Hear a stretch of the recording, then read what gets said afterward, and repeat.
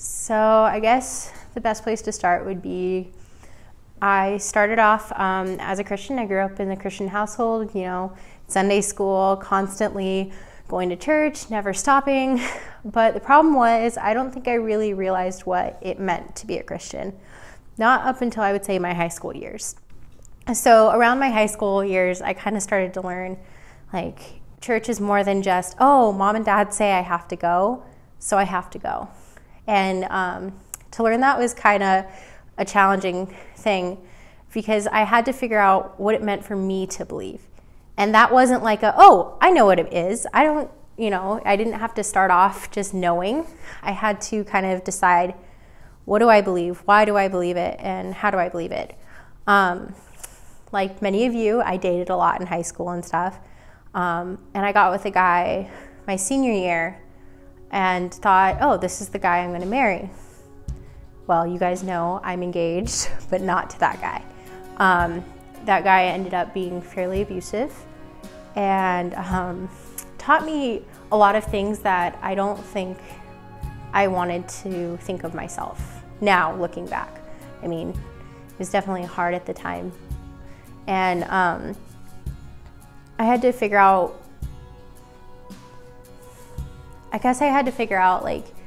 why I was with him, because some of my friends were telling me, that's not safe, you shouldn't be with him anymore. He's kind of making you doubt your faith. He's making you doubt who you are. And I didn't want to believe them. I wanted to think, oh, no, he's the perfect guy. I'm going to marry him. It's going to be great. But then I started to see it. And when we finally broke up, I lost it. I was really depressed. I didn't want anything to do with God. I thought God is turning my back on me. And it wasn't just that. There were other things going on in my life at the time too. And a lot of it ended up causing me to really question some things. I had to really go back and just ask God where he was. It was a whole summer of me going, God, where are you? Where are you? And him probably saying, I'm here. You're just not listening. You're just not wanting to hear me. And then my friend Emily, actually the youth leader Emily, she finally sat me down one day and she's like, let's go up and let's pray. Because she knew some of the stuff that was going on. I was really depressed. I didn't show it because I figured, if I'm going to be doing this, I can't show it. I can't show people as a Christian that I'm depressed. And she's like, no, that's a lie. You can show that. It's okay to show that. It's okay to feel. It's okay to not be okay. And she sat me down and we prayed. And that was the first time I think that I was like, you know what? This is what it means. When it all comes down to it, this is what it means to believe. You can't just say, I believe. You can't just go and ask God for whatever you want. You have to truly put your trust and faith in him. Granted, that journey hasn't been perfect. I've not always done that. I've not always put my faith where it should be. There's some things that happen in life and you just have to trust in God and trust that he's got his plan for you. But I didn't want to believe that at the time. So it took that time of Emily saying, hey, you need to listen. Now fast forward a couple of years. I had told God I was done with guys. I was like, nope, no more, I'm done. I told him, I'll listen to you.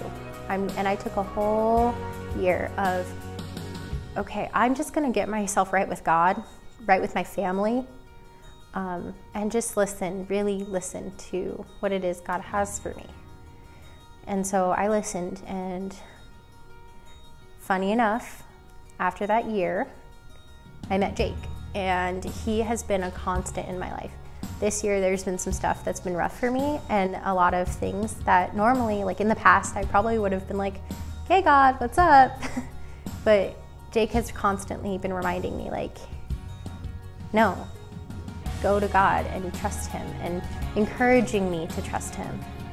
So to go from Christian home, where that's all I knew to believe, to not sure of where I stood with God to now where I trust, and it's hard sometimes. I'm not always perfect. I mean, there are definite times where I'm like, are you really sure you want to do that?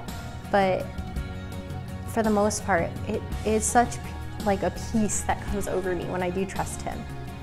And I have to say, my friend Emily and my fiance Jake are both a big part of that, but the biggest part has to come from me. And I've learned that I can't rely on other people to live my faith for me. I have to rely on myself, and to know that it's a two-way street. I can't just expect things from God. I have to listen to him. And so my testimony's not long. It's not anything crazy. I never had jail time, or I never had like this big coming to Jesus moment. It was just, it's simple, but it's mine. And it's my story.